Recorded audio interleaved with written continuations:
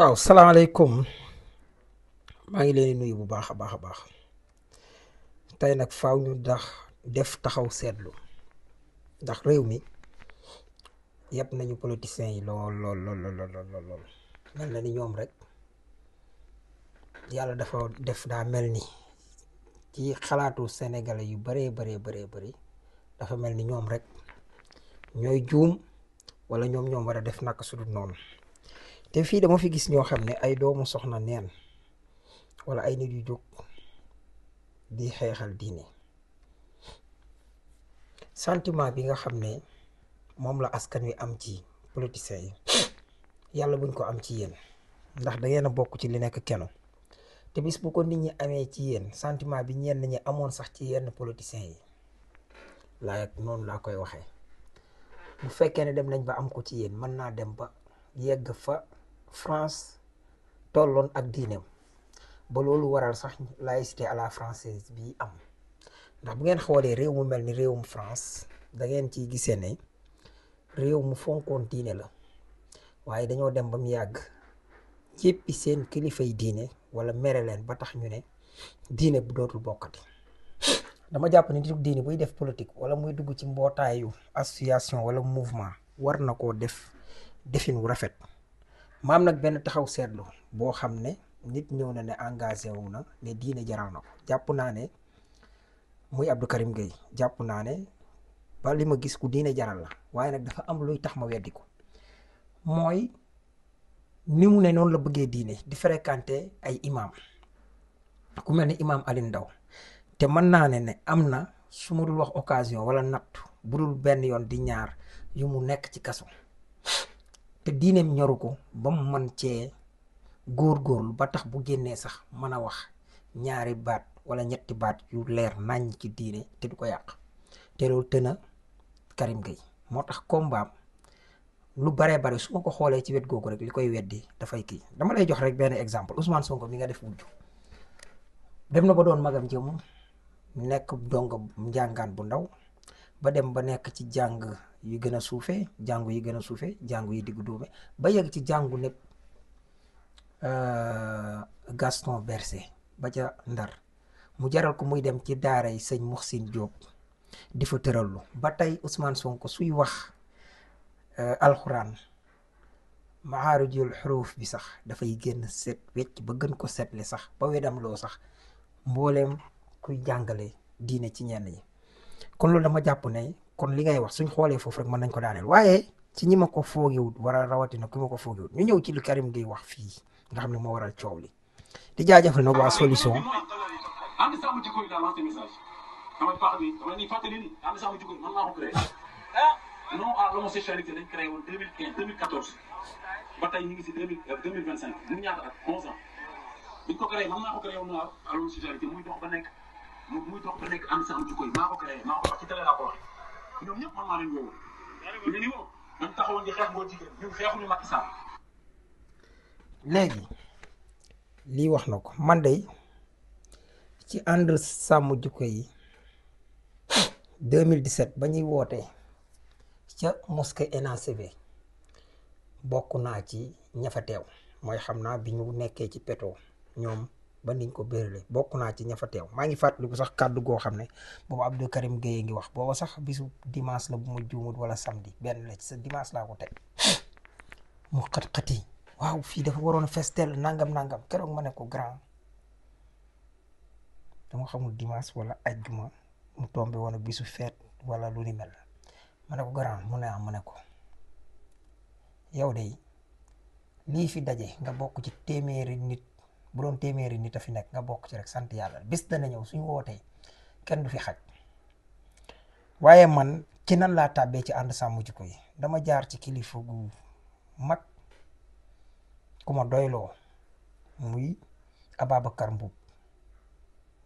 ci kuréelam gu ñuy wax ANCA su ma juumut ci laa ci tàbbee mu nekk affilié wu ci ànd sàmm jikko yi comme ni ca Jamra nekkee ak yeneen nekk ci ma xam ci moom bu baax disponibilité ak dëggu waaye kàddu yi ma dégg mu yëkkati keroog tey na xel lool ci ginnaaw bu ma déggaatee keneen ku baax koo xam ne jàppoon naa ne ñoom ñaar waxuma imam Makhtar Sarr wala oustaz Makhtar Sarr waaye Babacar yi yow ak Babacar Sylla su ma doon dénkaane su ma yoroon dara di ko dénkaane yaa 1 mois yéen ñaar ngeen taxaw yow laa koy dénk maanaam yow laa gën a wóolu ci Babacar Sylla dëgg la seeni sant naqari na mais loolu la yàlla dogal waaye dama gis keroog nga wax loo xam ne bi ma gisaatee ñii wax mbir mi jaaxal ma ci seen diggante waaye bu ma ko toppee waxu imam Babacar Sylla ji moo gën a niru waxi dëgg bu fekkee ne li nga doon wax keroog du dëgg lu la ko jaral ak lan moo la xiirti nga bëgg a wéral rek ne Abdou Karim moo amal ànd sàmm jikko yi yàlla na yàlla def nga juum ñu ñëw ci kii nga xam ne nag waxaale wu ma ko ñëpp xam nañ sama digganteeg moom daanaka dañoo xaw a toggoo jiit bariwut sax lu muy wax ma ànd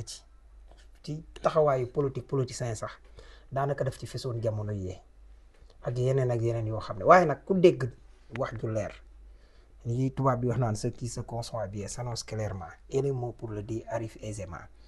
lii oustaz Makhtar Sarr wax dafa leer nañ ñu dem ci.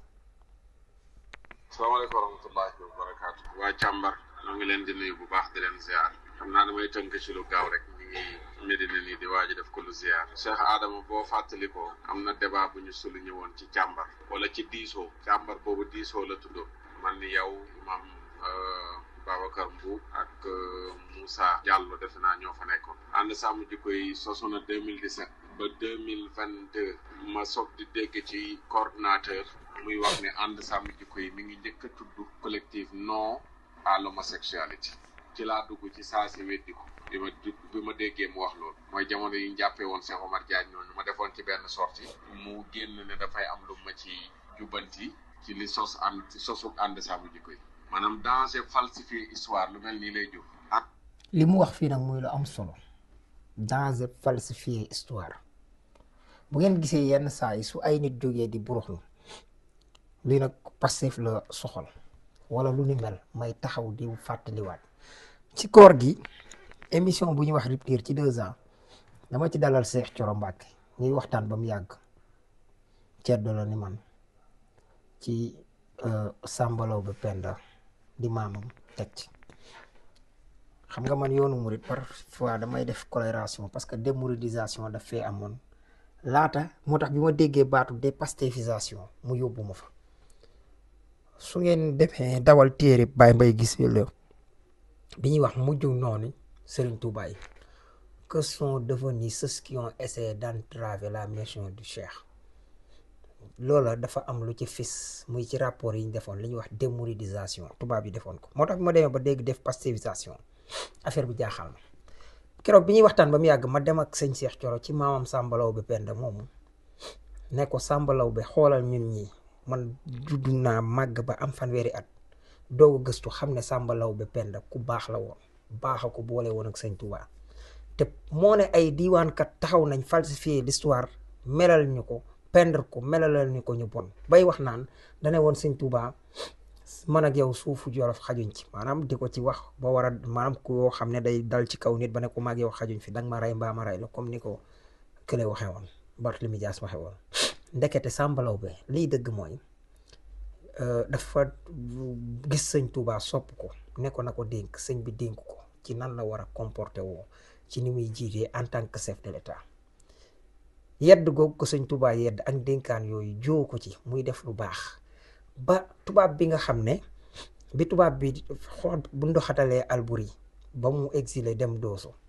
moom moo fa teg Sambalaw be Penda comme ni ñu tegee Tanor Goñ ci Bawal au détriment de Salma ca Yacine Dior Galagana moo tax tubaab yi dañu ne ci seen rapport diggante Merlin la xaw ma Leclerc dañ ci ne Sambalaw be ku ñàkk fayda la ak li ñu def pour moom mu topp sagaru du ma ca yegg maanaam loolu tax ñu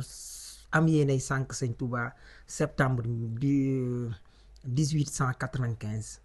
moom ca septembre ba moom janvier 1896 maanaam ci loo xam ne matut 6 mois daanaka ci lañ ko yóbbu Gabon. looloo tax sax bañ demee ba ca biir yóbbu leen sax ci kaso ba buñ ko mënee jàppee kaso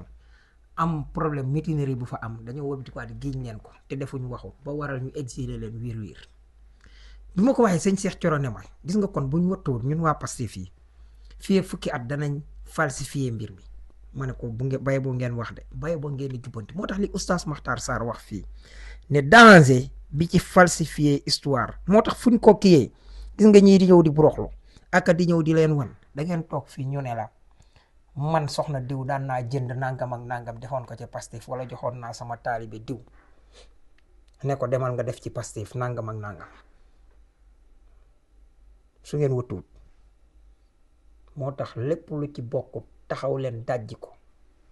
mooy li mu sax falsifier histoire lu mel nii lay jur ànd sàmm jikko yi lien bi ma suuk ànd sàmm jikko yi maanaam danger falsifier histoire lu mel nii lay jur ànd sàmm jikko yi lien bi ma yónnee moo ko sos wala lien bi message bi kon laa bëgg wax message bi ma yónnee nii message Facebook bi ñu bind Oustaz Buzz noo def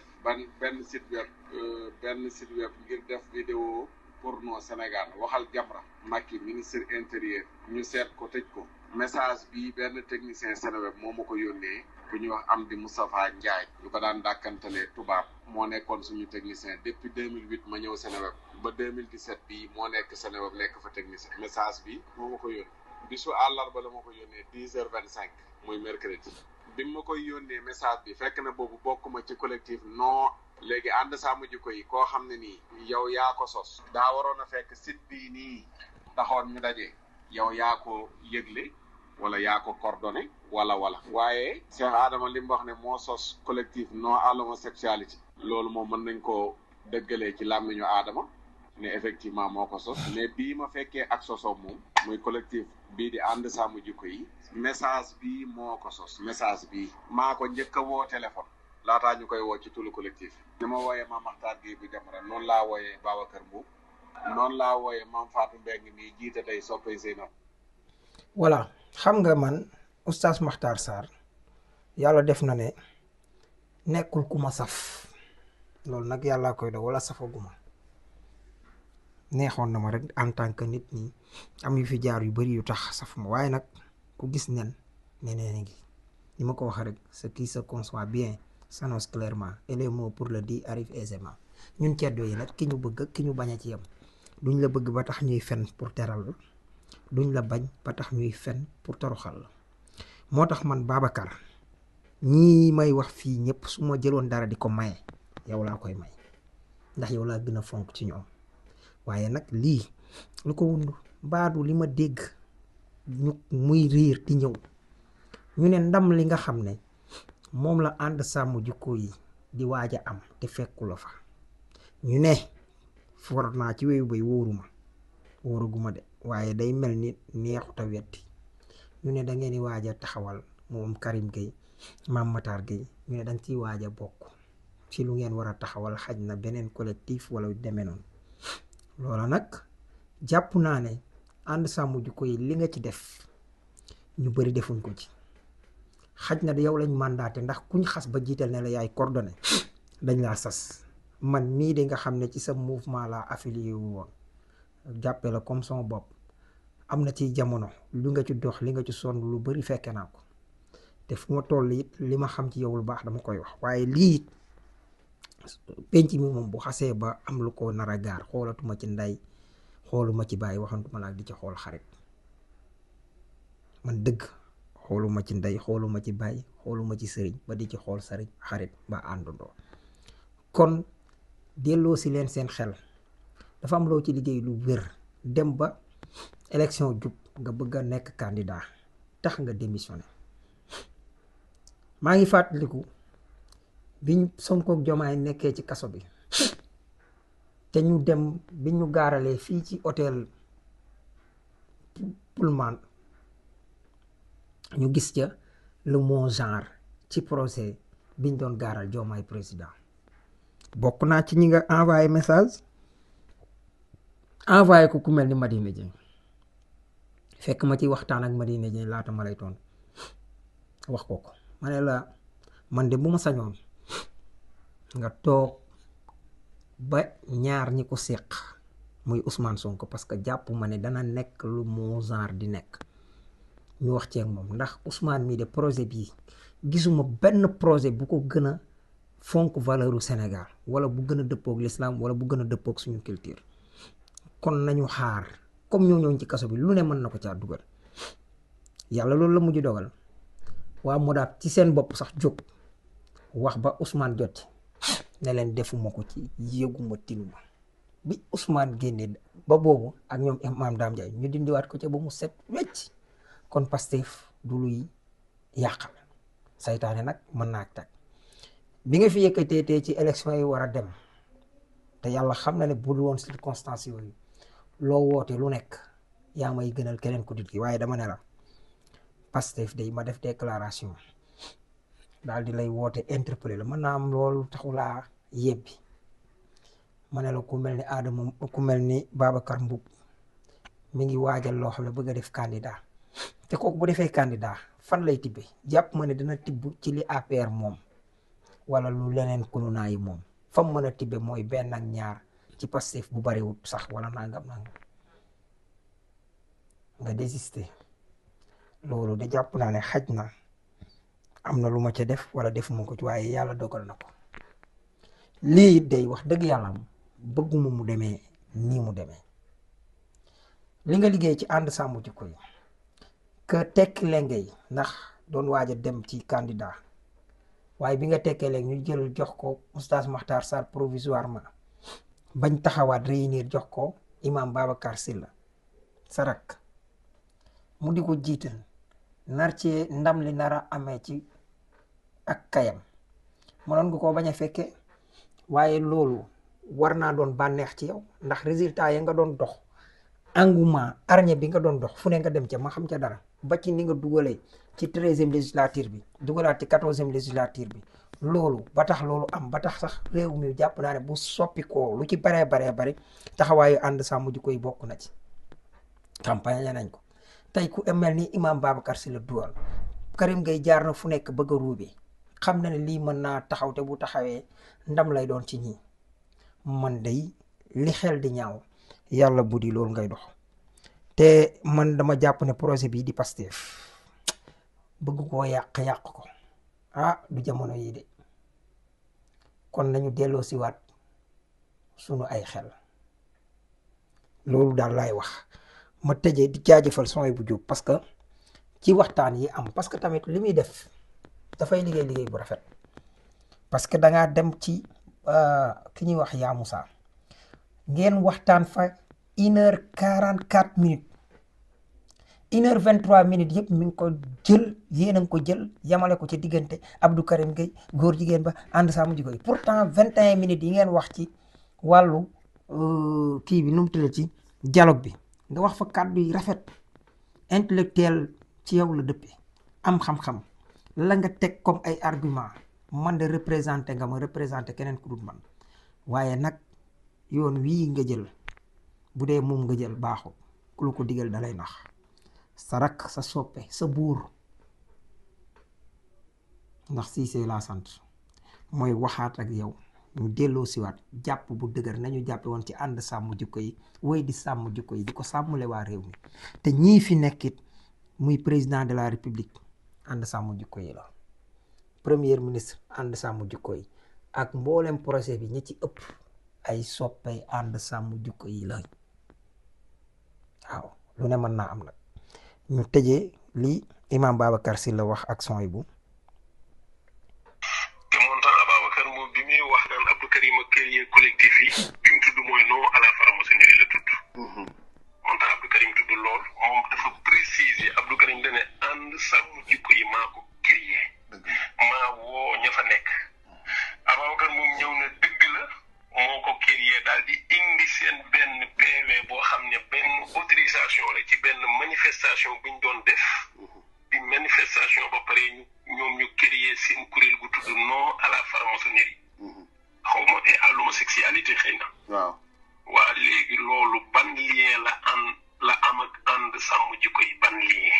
te loolu ñoom nee na ñi ngi ko créer ay vers 2016 ànd sàmm jikko yi ñi ngi ko créer 2017 moom wax na ko ci biir wax ji sax waa dëgg-dëgg léegi nee na ñoom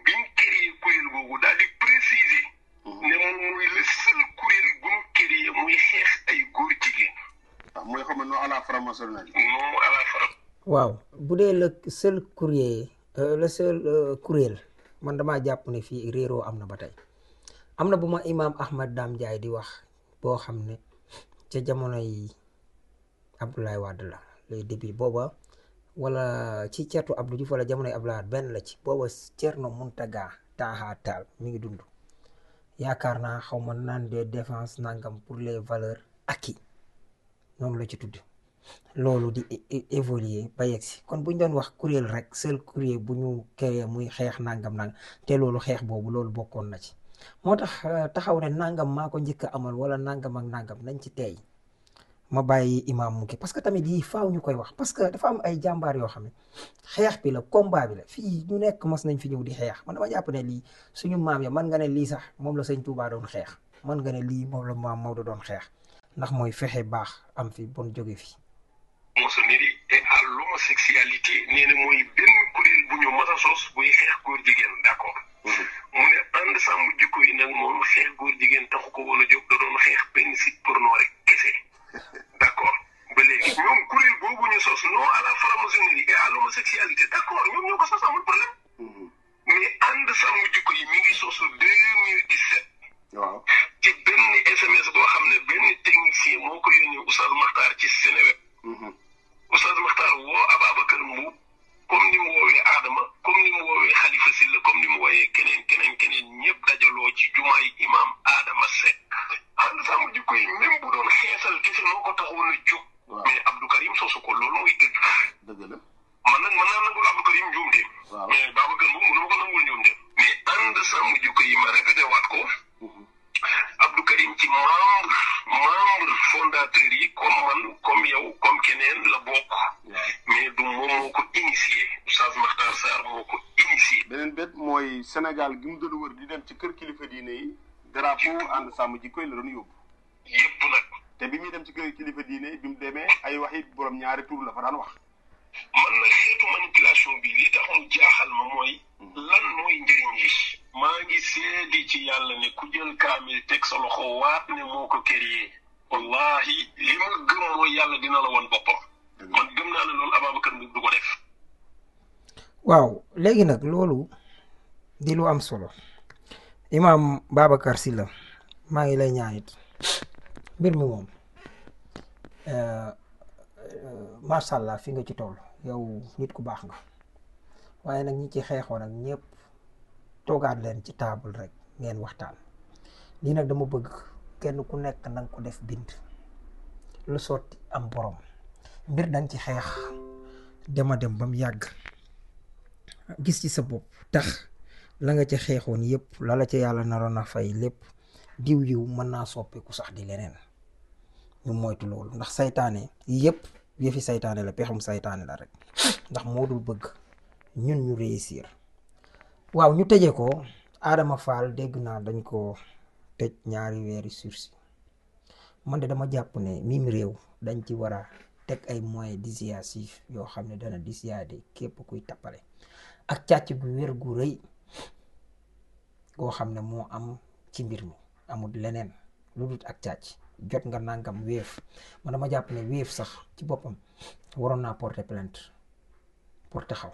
beneen bi mooy xaw ma circonstance atténuante lañ koy jox wala daa waaye ku koy joxit war nga koo jox ku ko mérité loo xam ne dañ ne la 1 an boo sàccee lu ëpp junni nangam ñaata nit ñoo tëdd ci kaso bi en tout cas bàyyi gi doy na waar. beneen bi nag may wax ne fii dossier ngi nii bu ma tiim boo xam ne Adama Fall la ñeel dama leen koy liiral rek jarul may sori en tout cas biñ ko joxee li ñuy wax sommation interpellative parce que dafa dem lépp CMS la dem jël 10 millions ci turu FONGIP bu ko lebal mu war ñoo fay dem di lay ne da cey jënd ay taxi waaye taxi yi rentable suñu 10 millions boo ko jëndee kay taxi yi di perte même bu fekkoon taxi yi daa lakk nga jaay ko feeraay jaayee feeraay bi yëpp 100 000 francs mais ñëwal jox ñu suñu 100 000 francs ne ñu moo des ci 10 millions yi mais xool leen Adama Fall bi ñu ko joxee en réponse à cette sommation interpellative monsieur Adama Fall affirme Je n'étais pas demandeur du financement. C'est FONGIP qui m'a appelé pour aller faire les formalités de dépôt. Et j'ai donné 2 copies d'identité, celle de ma fille, Stéphane Gomis, et la mienne. Nous avons été orientés au CMS Crédit Mutuel du Sénégal de Liberté 6 c'est Biram Faye. ñu taxaw fii ci Biram Faye mi moo nekk fii CMS Liberté 6 dama fa dem ba yegg pour gën a leerlu laaj ko Biram nee na xaaral sax ma wax leen li ci wax mu ne c'est Biram Faye qui faisait traîner le procédure du financement. C'est après cela maanaam li tax mu naan qui faisait traîner le procédure du financement xam nga lu tax Biram Faye nee na ba ma xoolee xam ne liy jubut nee na du Adama Fall rek ak yeneen ak ñeneen dama def avis non favorable sañ na ko te dañoo wañ loxoom pour mu def lu mel nii mu bañoon kii palaasam sax naroon na ko cee ñàkk parce que kulunaa yi nii lañ daan defee mais loolu sañ na ko nee na comme ba te loolu Biram Faye wax Adama Fall dëggal na ko ndax nee na nous avons été orientés au CMS mooy de Liberté 6 c'est Biram Faye qui faisait traîner la procédure du financement. C'est après cela que j'ai appelé à nouveau et on m'a mis en rapport avec un certain Sissoko mi qui nous a facilité le financement moyennant une petite somme après avoir reçu l'argent. J'ai acheté 2 taxis et un véhicule particulier ci 10 millions yi que j'ai revendu avant la Korité. Le financement des 2 taxis n'est pas marché. Par conséquent, je suis dans une incapacité de payer. ñun jël suñu alal ba pare lii la ñu wax suñu xaalis min FONGIP maanaam tey man bu ma demoon DER wala waa DER jékki-jékki parce que nee nañ Saa Wolof nangam rek ay dëmbooj woo ma ne ma demal ci banque sangam nañ la lebal 10 millions ma dem leb tëdd ci bu fekkee ne président Diomaye daa teg coon ci kii xam ngeen kii récidiviste la kii maa ngi ñaan gaay dàppali leen lii parce que alalu askan wi alalu mbooloo dénkaane la kenn waru ko fooyee te président yaa ne woon devant Dieu ak sénégalais yi danga aar saytu wattulu mooy danga ko sàmm suñu alal suñuy institution ak suñu lépp ak suñu intégrité du territoire et l'indépendance d'Union africain wala lu la nga ko waxee mooy danga ko wattulu ko lii dafa war a leer kii jub na kii lañu bàyyi ne ko 2 mois de sursis ci loo xam ne suñu àtte woon lañu war a àtte dëgg ci li ma jàpp 1 an lay tëdd minimum xanaa buñ ne ko woon 1 an sursis sax ñu ne waaw tëdd na 1 an la mais 2 mois nañu xool li ñuy def lu mel ni defoon nañ ko ci Ameth Ndoye yoru permis de yor lalal basang mu yayoo woon dem en instruction parce que waroon nañoo lijjanti lu ca police ba laal ku ko def fan la jóge fan la nangam loolu yëpp mënoon naa nekk en instruction waaye mu teg ci fiir nit man sama rakk moo njëkk a doon victime bu projet bi dañ ko jàpp dawal na yor na permis yor na lépp lenn mooy seul tooram gone yi mu yeboon ñuy génne seeni tànk di kalaw yi naan ana waa avance ak seeni manière loolu lañ ko jàppe 3 weeri kaso la jël sama rakk am na permis Ameth Ndoye amul permis Sidi Diop amul permis avec ça lii du jubbanti ñiy àtte nañu jubbanti ku waat xool xam ne li ñuy war a àtte dafay jeexital ci nekkinu askan wi alaysa llaahu bi ahkamil haakimin loolu laa ci bëgg a wax parce que nag yonent bi waxam du jaas yonent yàlla Mamadu nee woon na àttekat yi 3 lañu benn baay dugg àjjana 2 ca des wal xiyaasu billah loolu nag ñu ngi leen di jaajëfal ba yeneen jëm. À tous nos parts, je vous ai dit que PASTEF est devenu un projet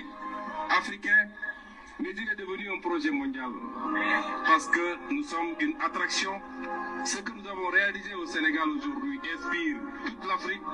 et Et de temps en temps, nous devons pouvoir nous adresser à toute l'Afrique, à tous nos peuples.